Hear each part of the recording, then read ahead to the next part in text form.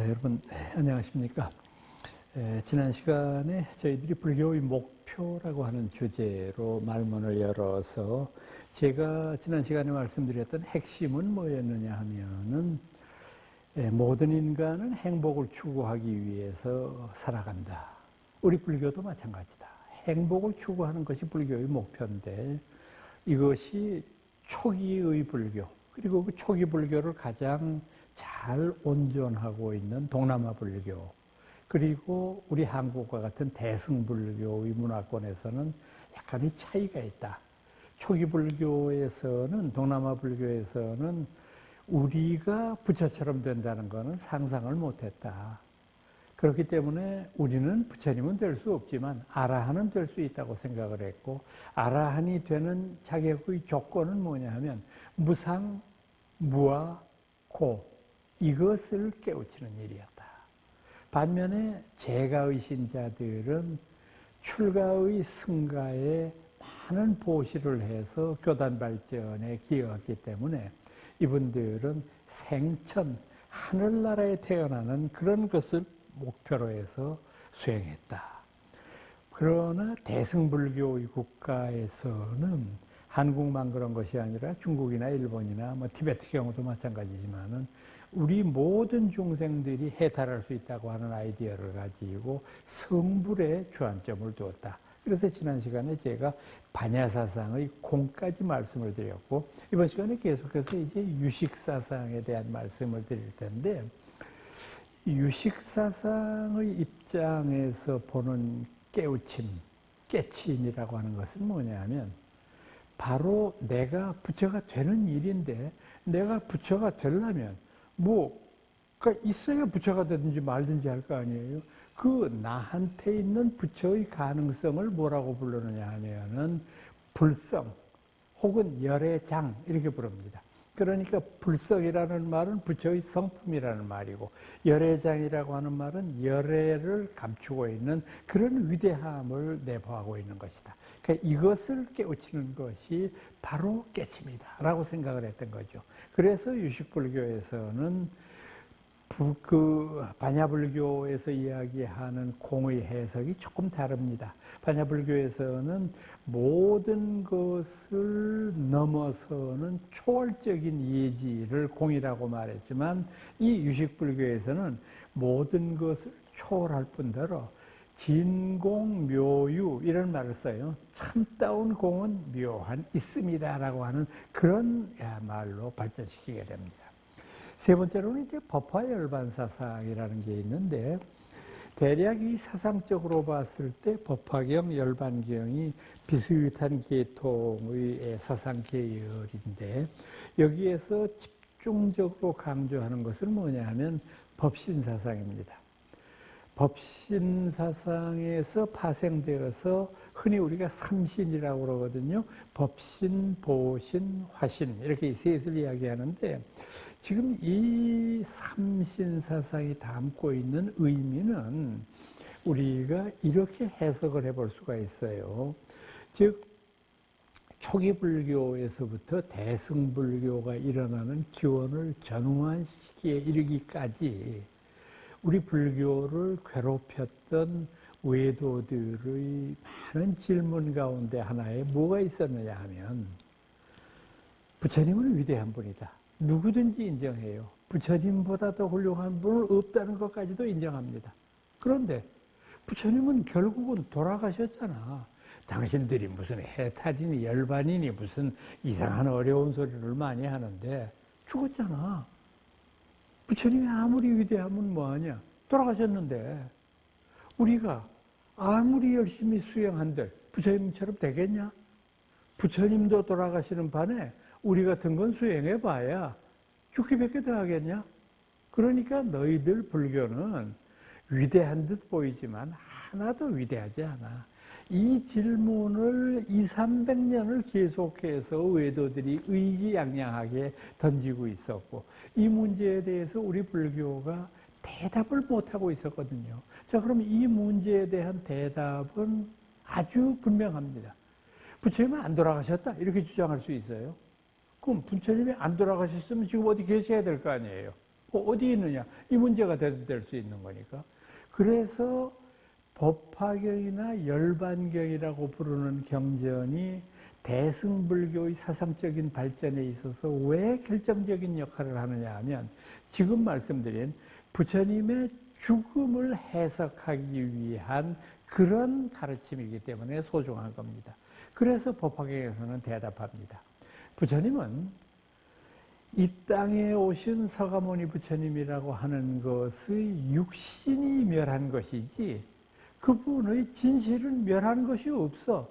왜냐하면 부처님은 육체로서 우리 곁에 오신 것이 아니라 법신, 진리의 몸으로서 우리한테 오신 거야. 그러니까 부처님의 진리는 그분이 태어나고 돌아가신 것하고 상관없이 영원히 있잖아. 부처님의 가르침이라고 하는 게 2500년이 지났는데 사라졌는가?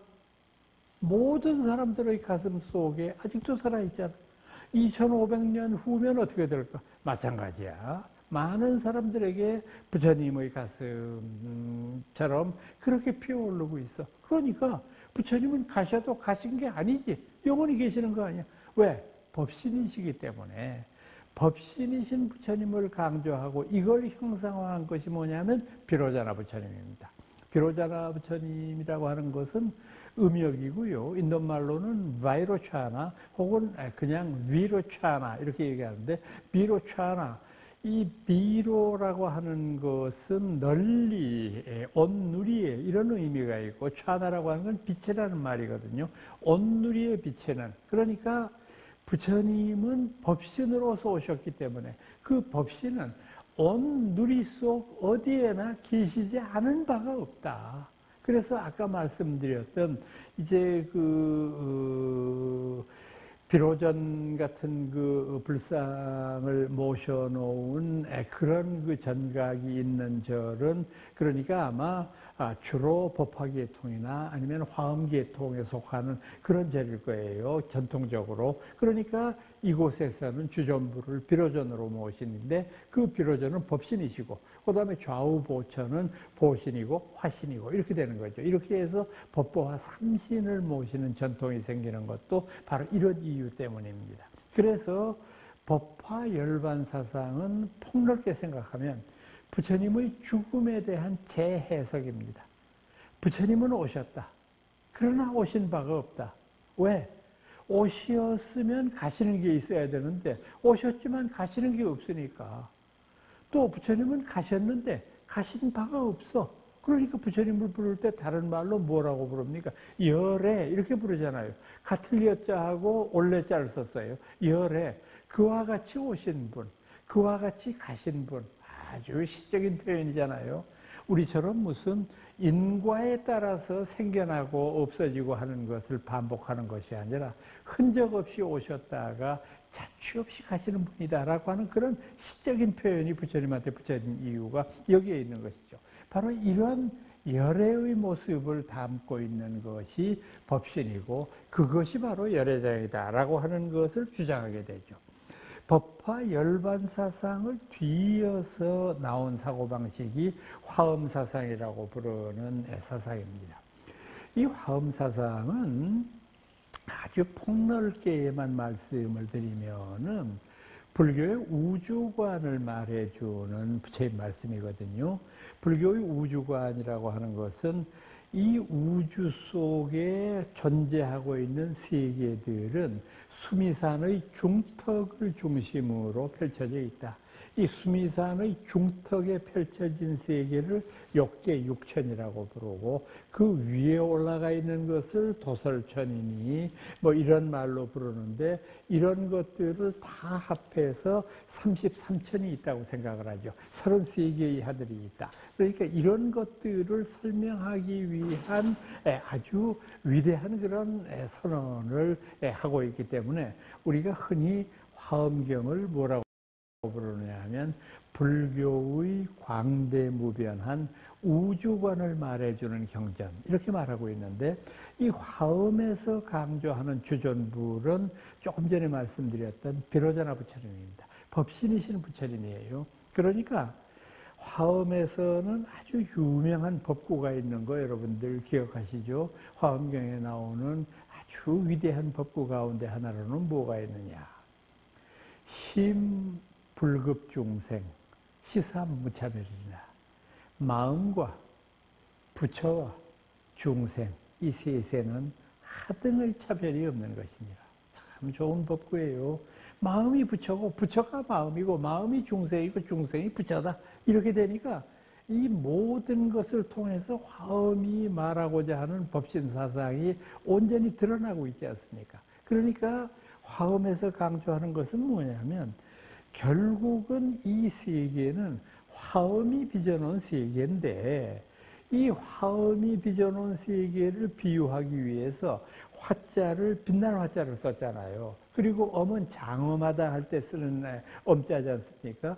그러니까 이 온 누리를 아름다움으로 장엄했다. 그래서 원래 지금 우리가 화엄할 때 빛날 화자를 이렇게 쓰지만은 그렇게 화엄경 할 때도 그렇게 쓰는 걸로 여러분들이 알고 계시지만 초기의 번역가들은 화엄경의 화자를 빛날 화자를 쓰지 않고 꽃 화자를 쓰는 경우도 많이 있어요. 그래 꽃에 비유해서 꽃의 아름다움과 장엄함이라고 하는 걸 나타내는 그런 부처님 말씀, 이런 의미가 되겠죠. 그래서 화엄 사상에서 강조하고 있는 것은 뭐냐면 이 세계는 모든 것이 화엄의 세계이지만은 그 진실의 세계가 겉으로 드러나질 때는 진실한 모습이 아닌 헛된 모습으로 나타나. 그러니까 이게 뭐냐 하면 진속이 돼요. 그래서 이것을 표현을 이렇게 하게 되면은 이 세상에서 가장 아름다운 세계는 진인데, 진리라고 우리가 얘기했을 때 참 진짜 쓰잖아요.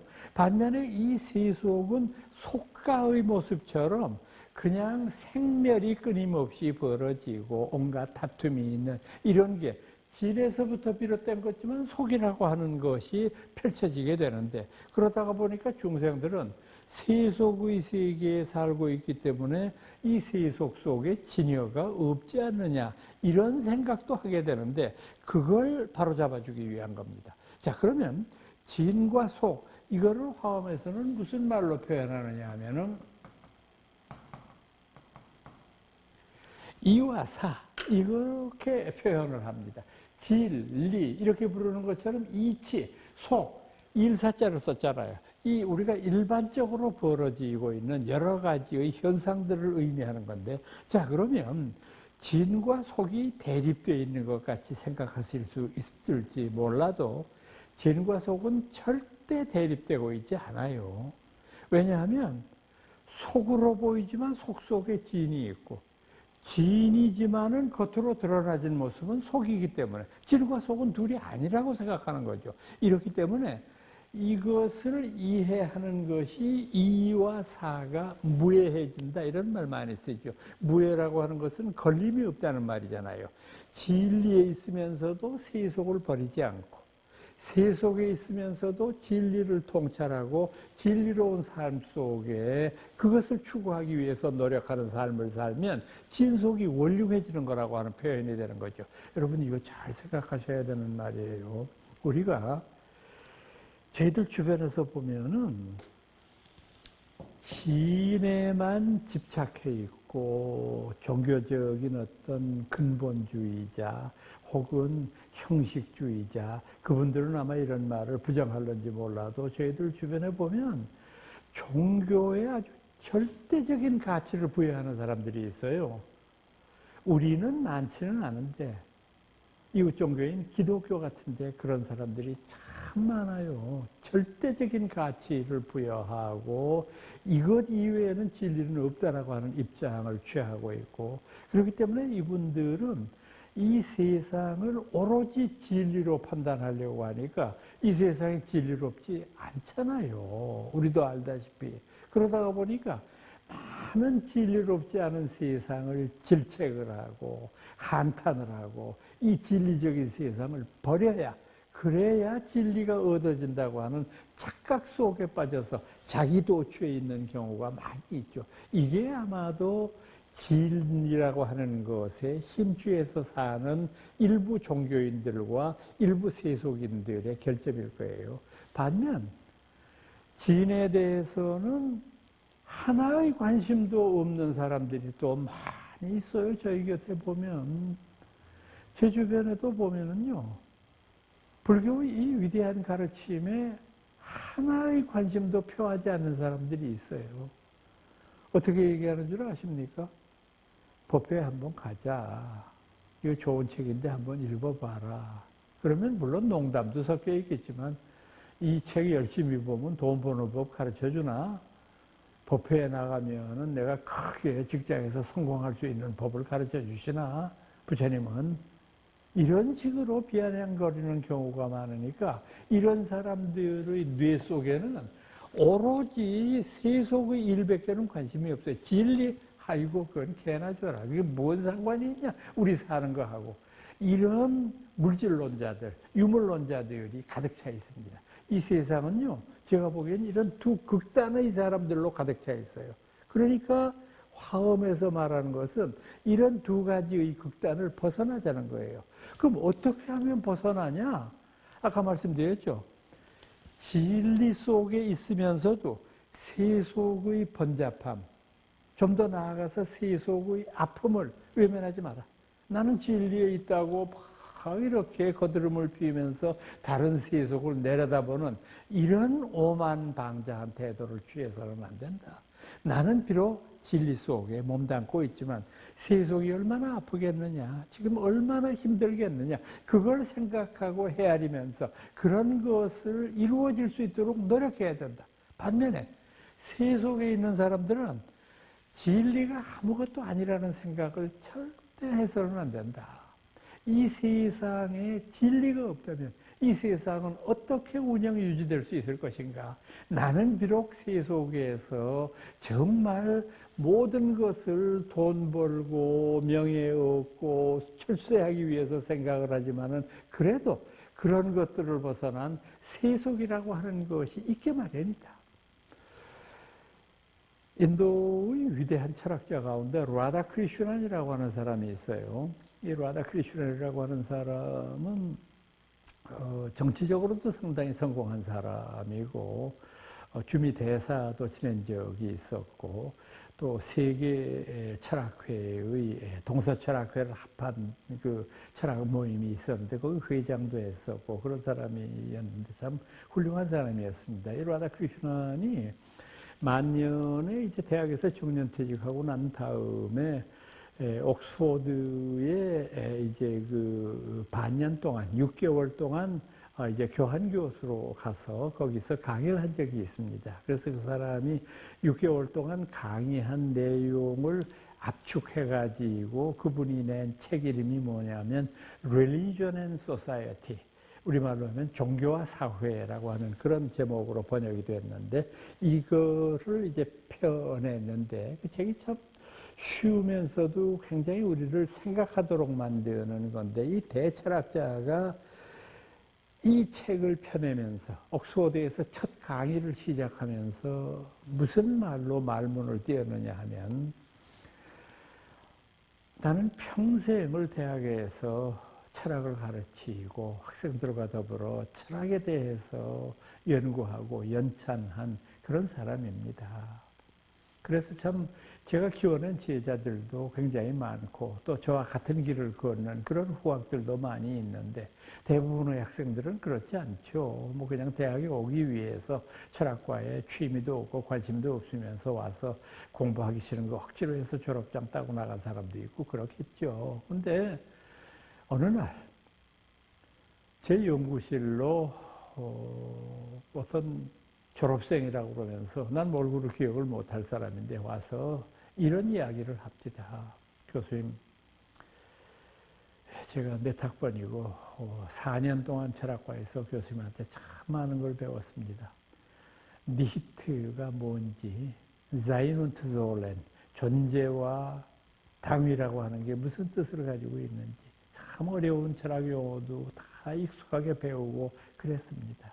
그런데 제가 막상 사회에 나와서 보니까 선생님으로부터 배웠던 모든 철학적인 지식이 아무 소용이 없어. 사회에 나와서 보니까. 교수님 언제 저한테 집 짓는 법 가르쳐 주신 적 있어요? 교수님 언제 저한테 증권 투자하는 법 가르쳐 주신 적 있어요? 교수님 상하탑에만 계셔서 잘 모르시는 모양인데 이 세계 돌아가는 거 눈부십니다. 눈 감으면 코 비어가는 게 아니라 눈 떠도 다 비어갑니다. 치열합니다. 그래서 제가 얼마나 오랫동안 방황을 했는지 모릅니다. 왜 남들은 대학에서 그래도 경영학이고 회계학이고 배운 사람도 있고 정치학이나 문학을 배운 사람도 있어서 술자석에 가니까 아름다운 시를 얘기하고 뭐 이런 사람들도 있는데 나는 뭐 무슨 철학 얘기하면 다 골치 아프다고 듣지도 않고 왜 이런 일이 있느냐. 교수님, 그래서 제가 내린 결론은 뭐냐 하면 교수님이 4년 동안 가르친 것은 저의 사회생활에 아무런 도움이 없었다는 것. 그렇기 때문에 앞으로는 제발 그런 사기 좀 치지 마시고 좀 법답게 사시지요. 이러고는 콱 문을 닫고 나가버리더라는 거예요. 라다크리슈난 교수는 계속해서 말을 이어갔습니다. 여러분, 지금 여러분들하고 내가 사는 이 사회가 물질적으로 많이 풍요해졌다는 것은 누구나 인정합니다. 그러나 지금 우리가 살고 있는 이 사회가 정말 바람직한 사회일까요? 아무도 긍정적인 답변을 못할 거예요. 모든 사람들이 이렇게 우리가 물질적으로 행복하지만 여전히 횡행하는 사기, 협잡, 요행 이런 것들로 얼룩져 있는 이 세상을 한탄할 겁니다. 세상이 왜 이럴까요? 물질적으로 잘 사는데도 왜 우리는 괴롭고 왜 이럴까요? 그 이유는 바로 조금 전에 제 연구실에 찾아와서 그런 얘기를 했던 사람들로 이 세상이 가득 차 있기 때문에 그런 겁니다. 무엇이 소중한가라고 하는 걸 모르는 사람들이 이 세상을 휘두르고 있기 때문입니다. 이 세상에는 보이는 것만 중요한 것이 아니라 보이지 않는 것도 중요한 법입니다. 철학이라는 것은 바로 그걸 가르치는 학문입니다. 그래서 우리들로 하여금 반성과 비판의 정신을 가지고 이 세상을 살아가면서 정직하고 올바로 사는 일을 가르쳐주는 학문입니다. 이것을 통해서 인간은 인간다워집니다. 인간이 경제학, 경영학 배우고 영문학 배우고 그렇게 한다고 인간다워지는 게 아닙니다.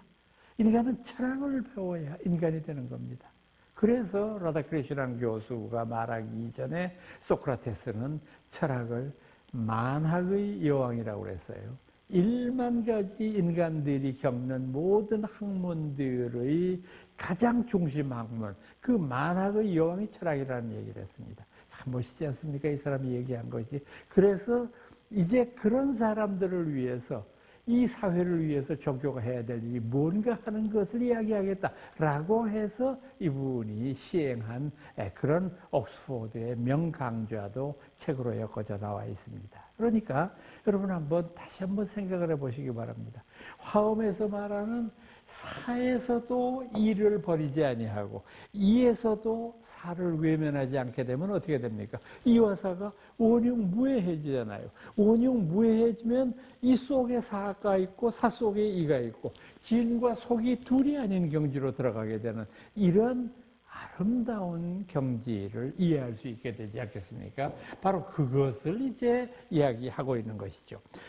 교학에서는 대개 이렇다고 하지만은 선사상에서는 이것을 이제 한 걸음 더 나아가서 열애장사상이라고 하는 유식사상에서 얘기한 것을 한 걸음 더 나아가서 참나라고 설명을 합니다. 이것은 이제 육조해능의 문화에서 손주상조에 해당하는 임재의현이 임재록 속에서 처음 했던 말이긴 합니다만 진아, 참나라고 하는 말을 하는데 이 참나라고 하는 것을 깨우치고 이 참나라고 하는 것을 그대로 우리들에게 전개시키게 되는 것, 바로 그것이야말로 우리들이 이 세상을 살아가는 목표가 돼야 된다고 가르치는 거죠.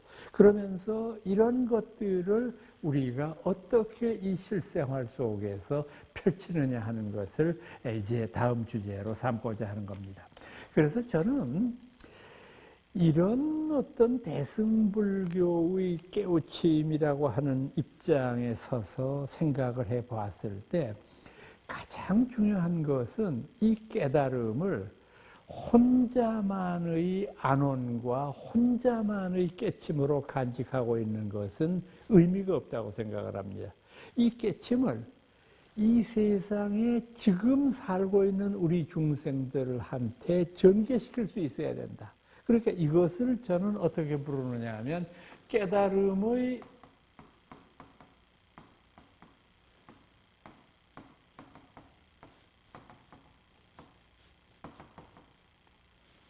소셜리제이션, 사회화라고 부릅니다. 깨달음의 사회화. 왜 제가 이 말씀을 강조하느냐 하면은 만약에 어떤 큰 스님이 열심히 수행을 해서 깨침을 얻었다고 가정을 합시다. 좋습니다. 그분의 깨침은 얼마나 훌륭하고 얼마나 고귀한 것입니까? 그런데 만약 그러니 그 깨침을 자기 혼자 간직하고 깊은 산 속에 앉아 있기만 한다면은 그 깨침이 무슨 의미가 있겠습니까? 그분의 깨침이 그곳에 앉아 계신 돌부처하고 뭐가 다릅니까? 저는 그런 깨침은 심하게 말하면 필요 없다는 겁니다. 여러분, 왜 우리 부처님이 중요합니까? 부처님은 보리수 밑에서 깨침을 얻으셨지만 그 얻은 당신의 깨침을 깨닫지 못한 중생들한테 펼치기 위해서 전법의 가르침을 열었잖아요. 이게 그분의 위대합니다. 그러니까 이분은 깨쳤기 때문에 위대하다기보다는 깨침을 깨우치지 못한 다른 중생들에게 펼치려고 하는 노력으로 일생을 마쳤다고 하는 점이 부처님을 이렇게 2500년이 지난 지금까지도 인류의 가장 위대한 스승으로 모셔지게 되는 원인이 된 거 아니겠어요? 그러니까 저는 모든 깨침은 사회화가 필수적이라고 생각을 합니다. 사회로 이제 표현을 하게 된다면 우선 사회화를 위한 첫 번째 걸음은 뭐냐 하면 오늘의 언어로 표현할 수 있어야 돼요. 깨달음을. 이 깨침이라고 하는 이 어렵고 힘든 경지를 오늘의 언어로 표현하기가 참 얼마나 어렵겠습니까? 쉽지는 않겠죠. 그러나 고귀한 깨침을 얻으니라고 한다면 이것을 오늘의 언어로 표현할 수 있는 능력도 갖춰야 된다고 저는 생각합니다. 여러분, 부처님 가르침을 한번 생각을 해보세요. 부처님 가르침은요, 초기의 경전들을 보다가 보면은 너무도 쉬워요, 그 가르침이. 초등학교 못 나온 사람도 누구든지 이해할 수 있는 거예요. 지금 여러분들이 그분이 연기의 가르침을 선언했을 때 한 그 개송 아마 머릿속으로 기억하실 거예요. 그분이 당신 가르침의 핵심은 연기라고 말씀하시고 그 연기를 설명하실 때 이렇게 말씀했어요. 두 묶음의 갈대 집단을 가져오너라. 그래서 제자들이 갈대 엮어가지고 지푸로 이어서 두 묶음으로 가져왔습니다. 이 갈대 묶음 두 집단을 세워보아라. 갈대 묶음이 서 있을 수가 없어요. 둘을 이렇게 엎이스기 기대해 놓으니까 서 있습니다. 그럼 이것을 한번 무너뜨려 보아라. 하나가 무너지면 나머지 하나는 기대고 있는 거니까 그냥 넘어지죠. 그때 이어는 이런 말씀하셨죠. 이것이 있으므로 저것이 있다. 이것이 없으면 저것이 없다. 참 심플하잖아요. 이것과 저것의 관계가 상호 의존적이라고 하는 어려운 말씀을 두 묶음의 갈대 집단을 세워보게 하고 쓰러뜨리게 하면서 둘이 서로 의존 관계에 있다고 하는 설명을 이렇게 쉽게 하세요.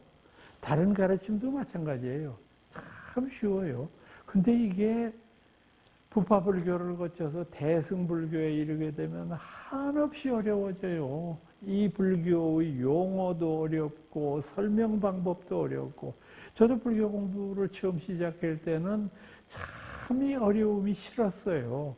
지금은 뭐 저도 모르는 사이에 이렇게 어려운 말을 쓰고 막 논리를 난삽하게 만들어 가는지는 모르겠습니다만은, 그래서 제가 그동안에 오랫동안, 저는 뭐 평생 불교 공부 이외에는 딴 건 아무것도 해본 적이 없는 사람입니다. 그저 평생 불교 공부만 하고 불교만 가르치고 불교에 관련되는 글만 쓰고 불교에 관련되는 강론만 하고 이랬던 사람인데, 제가 쭉 겪어보니까 말과 글이 어려운 사람이 있고 말과 글이 쉬운 사람이 있는데, 말과 글이 어려운 사람은 왜 그런지 여러분 그 이유 모르시죠? 지가 모르기 때문에 그렇게 어려워요. 지가 그 모든 것을 아는 사람은 참 쉬워요. 쓰는 말도 쉽고 결론을 내리는 과정도 쉽고 모든 것이 귀에 쏙쏙 들어가고 머리에 쏙쏙 인식이 되도록 가르치는 것. 그게 고수거든요. 그게 정말 불교 공부한 사람이거든요. 그래서 저는 뭐 말과 글이 어려워서 도저히 이해 못하겠다 그러면 한 수 접고 들어갑니다. 아, 그건 좀 문제가 있다. 아무리 어려운 거라고 할지언정 쉽게 표현할 수 있는 능력을 가져야 된다. 제가 그런 뜻에서 여러 큰 스님들께서 이 깨우침을 어떻게 설명하고 우리들한테 모범을 보이셨느냐 하는 것을 선서를 통해서 찾아보니까 제일 먼저 눈에 들어오는 것이 뭐냐면 평상심시 도라고 하는 선언이에요. 평상심이 도다 이 말이잖아요. 그럼 평상심이라는 게 뭡니까? 지금 여러분들과 제 마음이에요. 번뇌망상이 일어났다가 사라지고 또 다른 번뇌가 일어나고 다른 이가 나의 어떤 그 이득을 침범했을 때 막 화를 내고 싸우고, 이게 평상심이잖아요. 자식이 말 안 듣고 그냥 뭐 나쁜 짓을 했을 때 속상하고 화를 내고, 이게 평상심이잖아요. 그게 도다 이거예요. 우리는 아무리 생각해도 깨우침, 도, 이건 좀 더 근사하고 좀 더 거룩하고 뭐 이런 걸로 생각했잖아요. 근데 평상심이 도라는 거예요. 이 말씀을 뜯어보겠습니다. 도대체 무슨 소리냐? 평상심이 도라는 게 무슨 소식이냐? 생각해 보세요. 일상적인 이런 마음을 떠나서 깨우침이라고 부르는 맑고 깨끗한 마음이 따로 있는 게 아니라, 이거 말씀하는 거 아니에요. 그러니까 지금 우리가 더럽다고 생각하는 이 일상적인 마음을 떠나서 따로 깨끗한 마음이 없으니까 이 둘을 이분법으로 나누는 것이 해탈 못하게 되는 원인이라는 거죠. 그러니까 평상심이 곧바로 도다라고 하는 것을 깨우치는 것이 중요하다. 이 말씀하는 것을 보고서 정말 선사들의 이런 가르침이 정말 중요한 것이구나. 어떻게 해서 성사들이 이런 위대한 표현을 할 수 있겠느냐. 또 우리나라에는 아주 유명한 말로 알려져 있는 이제 성철 스님의 이제 그 법어 가운데에서 산은 산이요 물은 물이다 뭐 이제 이런 그 법문이 아주 유명하지 않습니까? 그거 뭐 제일 처음에 들은 분들은 아유 뭐 굉장히 멋있다, 이게 뭐 뭔 소리인지는 몰라도 좋다 뭐 이렇게 많은 설명들을 하고 계시는데, 사실은 이것이 이어른의 말씀이 아니라 백암록에 나오는 선의 어록 가운데 한 구절을 살짝 컨닝을 해서 이제 말씀을 하신 거죠. 근데 원래 지금 이 법어는 어디서부터 시작이 되느냐 하면, 깊은 그 산속에 어떤 도인이 계셨는데 그분이 여러 대중들을 모아놓고 설법을 하는 가운데 이런 설법을 하셨어요. 내가 30년 전에 처음 속세에서 이 절로 들어왔다.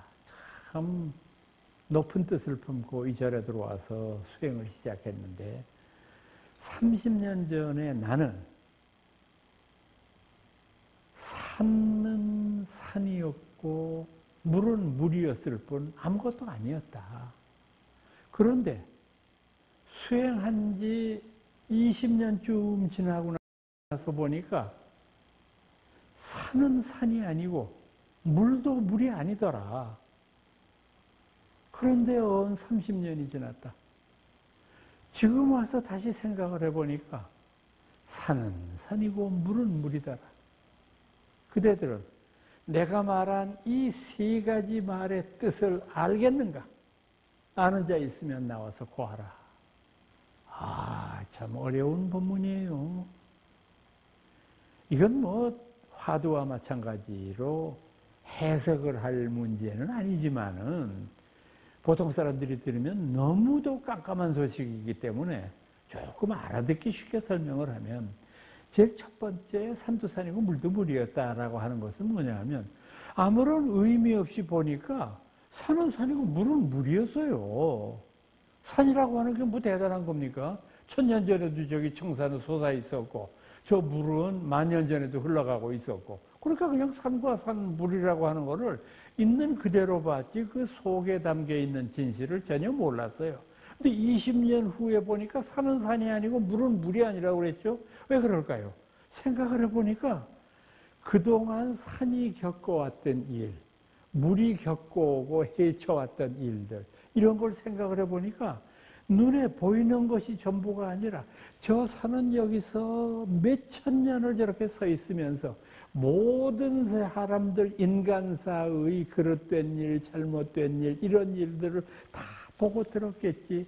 그러니까 저 산이 표현을 안 하다 뿐이지 우리가 모르고 있는 얼마나 많은 걸 가지고 있을까. 그러니까 저 산은 내가 보는 것처럼 그냥 시퍼렇게 늘 서 있는 게 아니라 그 산이 서 있는 이유가 있고 목표가 있을 거야. 그러니까 산은 산이 아니야. 물도 마찬가지고. 그런데 다시 30년이 지난 지금에 보니까 산은 산이고 물은 물이더라. 이건 그 뜻을 알겠는가?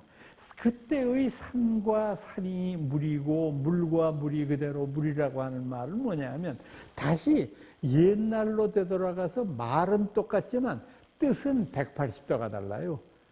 처음에 산은 산이요 물은 물이라고 했을 때에는 그냥 산과 산을 겉모습만 보고 얘기했던 건데 30년 후에 나는 수행의 이력을 모두 모아서 산을 떠나 산이 있는 게 아니고 물을 떠나 물이 있는 게 아닌 그 본색의 의미를 투철하게 깨우쳐서 안 거니까 말은 똑같은데 뜻은 다른 거예요. 이렇게 우리가 생각을 해보면은 참 이 법어라고 하는 것이 얼마나 의미심장한가 하는 것을 이해할 수 있지 않겠습니까? 그래서 이와 같은 경지의 입장에서 봤을 경우에 정말로 모든 사람들이 살아가는 이 깨치임의 도리라고 하는 것은 어떤 절대적인 것이 아니라는 겁니다. 또 제가 겪었던 여러 큰 스님들, 제가 저와 같은 시대에 살았던 큰 스님들이 많이 계셨습니다. 제가 직접적인 인연을 맺고 살았던 분만 꼽아봐도 청담 스님, 경산 스님, 경봉 스님, 전강 스님, 참 정말 뭐 선사는 아니지만은 법정 스님까지 포함해서 정말 존경할 만한 많은 분들과 교유를 하고 그분들의 사랑도 받았고 그렇게 이제 그 불교계 안에서 커왔는데 저는 그분 중에서 선사로서의 가장 멋들어진 모습을 보여준 분은 아마도 경봉 스님과 석주 스님 이 두 분이 아닌가 싶어요. 경봉 스님은 통도사 극락암에 계셨는데 참 그 기골이 장대했을 뿐만 아니라 참 그 말씀에 유머가 있어서 언제나 그 법문하실 때 이렇게 듣고 보고 하면은 참 그 마음속이 흐뭇해지는 그런 그 능력을 가지고 있는 남다른 분이었는데 그분 늘 장신의 깨달음을 표현하는 말씀이겠지만 이런 식으로 표현했습니다. 우리네 인생 한바탕 봄소풍 나온 것하고 뭐가 다르냐. 봄소풍 나왔으면 즐기다 가야 되지 않겠나? 마음껏 즐겨라. 이 세상에서 모든 속된 것, 모든 나쁜 일들 잊어버리고 오늘 하루 절에 왔으니까 편안하게 쉬고 놀다 가자. 참 그 말씀이 어떤 의미로 보면은 우리들에게 굉장히 귀중한 말씀이었어요. 제가 혹 그 1년에 몇 번씩 찾아뵙는데 어떤 때는 가면은 스님이 좀 질타조로 말씀하실 때가 있어요. 금방에서 이렇게 절드리고 무릎 꿇고 앉아 있으면은 정 교수 왜 요새 자주 안 보이대? 그래서 제가 대답이 궁하잖아요. 그래서 예, 큰 스님 제가 좀 바쁜 일이 좀 많이 생겨가지고. 그럼 큰 스님이 뭐라고 그러시는 줄 아세요? 바쁘긴 뭐가 바쁘노? 그 말 한마디에 그냥 제가 그냥 무너져 버려요. 그런 말씀대로 제가 바쁘긴 건 사실인데 바쁘긴 뭐가 바빠? 따지고 보면은. 그러니까 그 어른의 그런 말은 참 그 촌철살인이라는 말이 있습니다만은 한순간에 사람을 깨우치게 하는 그런 위대함이 있는 것으로 저는 이해를 합니다. 그리고 저는 그분 답이식 할 때도 통도사를 가부했는데 제가 하도 충격적이라서 잊혀지지가 않는데 막 들어가는 그 입구에서부터 하도 사람이 많아가지고 그냥 밀려서 그냥 올라가다시피 큰 절에서부터 극락강 가는 길도 마찬가지였는데 그래서 도저히 그 시간을 댈 수가 없어가지고 조금 늦게 답이식에 도착할 수밖에 없었는데 답이식이 시작된 모양인지 별한간 폭우가 쏟아지는 속에서 천둥 번개가 치는 속에서 오색의 무지개가 영축산에 들이우는데 뭐 저 혼자 봤으면은 뭐 이거 다 거짓말이라고 그랬을런지도 모르겠는데 거기 모인 수만의 10만이 넘는 관중들이 그냥 다 경탄해가지고 하늘을 보면서 정말 법의 힘이 이렇게 크구나 라고 말씀을 한 것도 제가 일생의 경험으로 간직을 하고 있습니다. 석주 스님은 그렇게 뛰어난 선사라고 볼 수는 없어도 참 그분의 일생이 청렴하고 정직했어요. 그분은 늘 삼청동에 칠보사에 오래 계셨는데 출가는 범어사에서 하신 어른인데 그곳에서 보면은 그 어른이 그 여러 가지 면에서 저에게는 사표가 됐던 분 가운데 하나인데 우리나라의 큰 스님 가운데 최초로 한문으로 된 주련과 현판을 한글로 바꾼 어른이 그분입니다. 그래서 그 당시 그 칠보사에 가보면은 저도 좀 생소했어요. 이렇게 보면은 대웅전이라고 안 써 있고 그 어른의 단아한 글씨로 큰 법당 이렇게 써 있고요.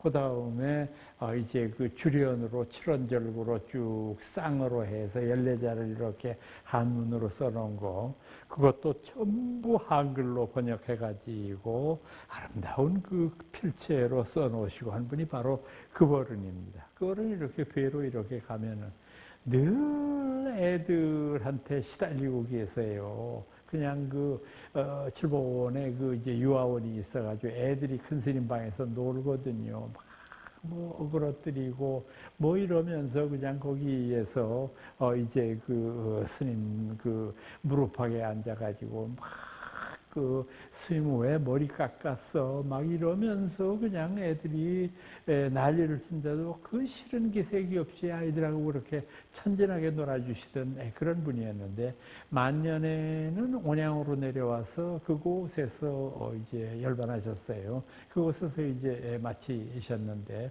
그때 이제 여론을 뵈로 그 다음에는 이제 삼청동에 칠보사를 가다 그 다음에는 이제 온양으로 늘 찾아뵙고 그러는데 이분도 역시 그 선사이기 때문에 굉장히 이제 날카로운 면이 있는 게 언젠가 세배를 가가지고 이렇게 인사를 드렸더니 큰 스님이 저한테 물으세요. 정 교수 참 금년에 몇이에요? 그래서 제가 작년에 환갑 지냈습니다. 그랬더니 그 스님이 빙그레 웃으면서 참 좋은 나이다. 저는 그때 그 스님한테 제가 작년에 한갑진 했습니다 하는 건 저도 이제 애는 아닙니다. 이제 저도 어느덧 62이 됐습니다. 이게 조금 좀 나이 들었다는 티를 내려고 말씀드렸는데 그 말씀하니까 제가 그냥 꼼짝을 못 하는데 지금 20여 년 지나고 난 다음에 요즘에 제 제자들이나 제 후배들이 회갑연 한다 그러고 회갑 논총 낸다 그러고 그래서 초대받아서 한마디 해달라 그러고 그래서 거기 가서 한 말씀 하고 뭐 이랬을 때에는 제가 석주스님한테 배운 그대로 합니다. 참 좋은 나이다. 정말로 어떤 의미로 보면은 이 어른들이 가르치신 것은 몇 해가 지나고 몇십 년이 지나도 여전히 아름답게 남아있을 정도로 그렇게 사람의 페이브를 찌르는 그런 것들이 있었어요. 이분이 참 저는 그 잊을 수 없는 게 또 하나 있어요. 이때 이 어른이 온양에 계실 때요. 그곳에서 양로원을 겸하고 계셨어요. 그러니까 이제 이 어른 평생의 원이 뭐냐 하면은 스님들이 노후가 막막하잖아요. 여러분들 생각하시기엔 뭐 스님들이 다 절에서 뭐 이렇게 돌아가시고 뭐 다 대접받고 이러시리라고 생각하는데 그 여러분들 오해세요. 특히 조계종처럼 이렇게 문중의식이 발달해 있는 데에는 자기 문중이 없는 사람은요, 늙어서 찬밥이에요. 어디 뒷방에라도 얻어 걸릴 수가 없어요. 그러니까 스님들이 그냥 눈에 불을 켜고 제자들을 키우고 법통이라고 그러고 이렇게 그냥 자기의 법제자, 법손들을 만들려고 하는 거 아니겠어요. 그러다가 보니까 참 큰 스님이 그걸 안타까워 하셔가지고 만년에 그분이 이제 그 양로원 할 자리를 좀 보자 그래가지고 제가 직접 모시고 제 차에 싣고 그렇게 해서 이제 그분하고 같이 저는 부산 해운대 쪽하고 온양 쪽하고 두 군데만 모시고 갔습니다. 다른 데는 뭐 어떤지 모르겠고 제가 두 군데 가서 이제 큰 스님이 이렇게 이 땅도 보고 지형도 보고 뭐 이제 이랬던 그 기억이 나는데 그러다가 이제 만년에 아까 말씀드렸던 온양에 이제 그 터전을 마련하셨는데 그래 이제 제가 그곳에 내려가니까 노인이 많지는 않고 한 20여 분 제 눈에 보니까 있는 것 같고 근데 거기에서 이제 큰 스님이 시자들하고 같이 뷔페식의 식단을 차려놓고 거기서 이렇게 이제 공양을 하시더라고요. 그래서 이렇게 그 공양을 같이 여기서 하자고 그래서 예, 그러고 이제 따라서 스님 따라서 이렇게 하는데 한참 다 한 바퀴 돌고 이렇게 보니까 제일 끝에 반찬에 멸치 볶아놓은 게 있더라고요. 그래서 그냥 아무 소리 안 했어요. 큰 스님이 하시는 일을 그러고서 했는데 이 어른이 이제 좌석에 와가지고 나보고 한 말씀을 하시더라고. 아마 제 눈치가 좀 이상해서 그랬는지는 몰라도 정 교수 여기 멸치 있어서 좀 이상했지.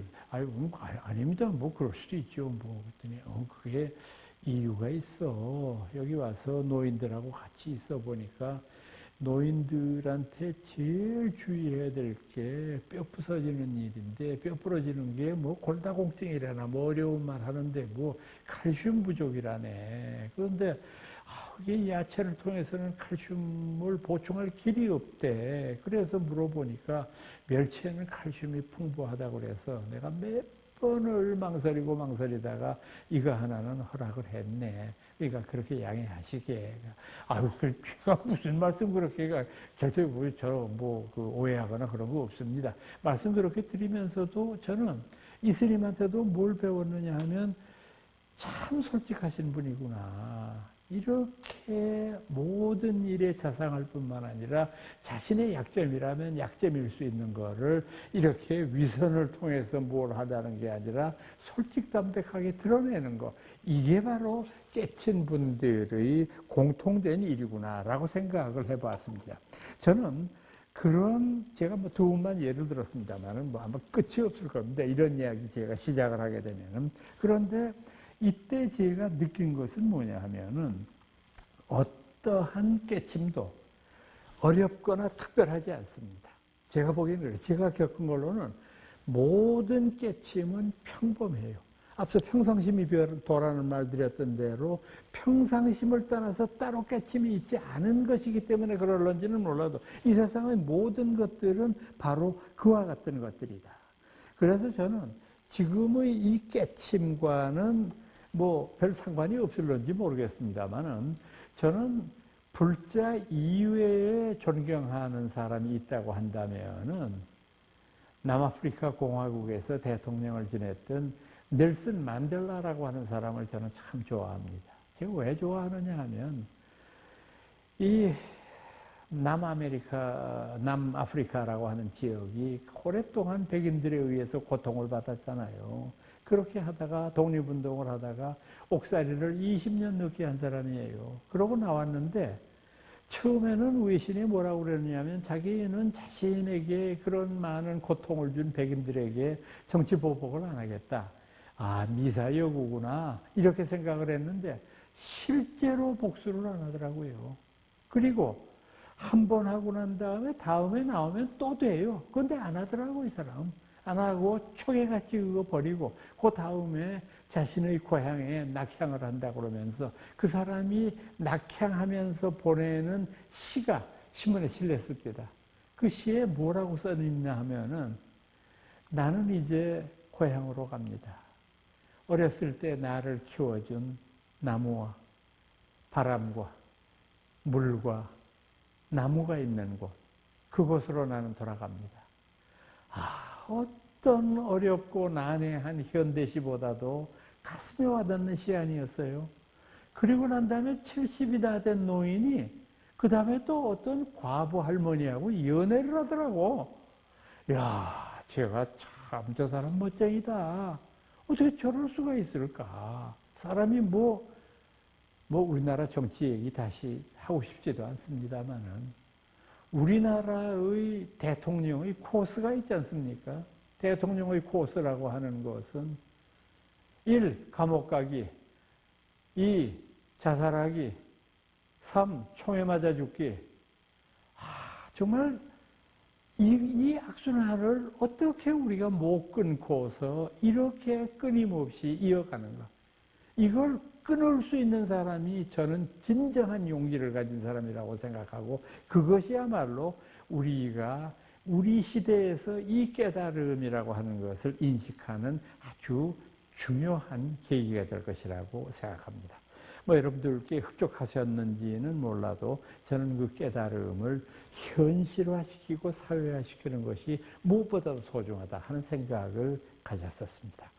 오늘까지로 7번, 8번째로 해서 불교의 목표라고 하는 주제로 마치고 다음 시간부터는 또다시 주제를 바꿔가지고 계속해서 말씀 진행하겠습니다. 여러분 고맙습니다.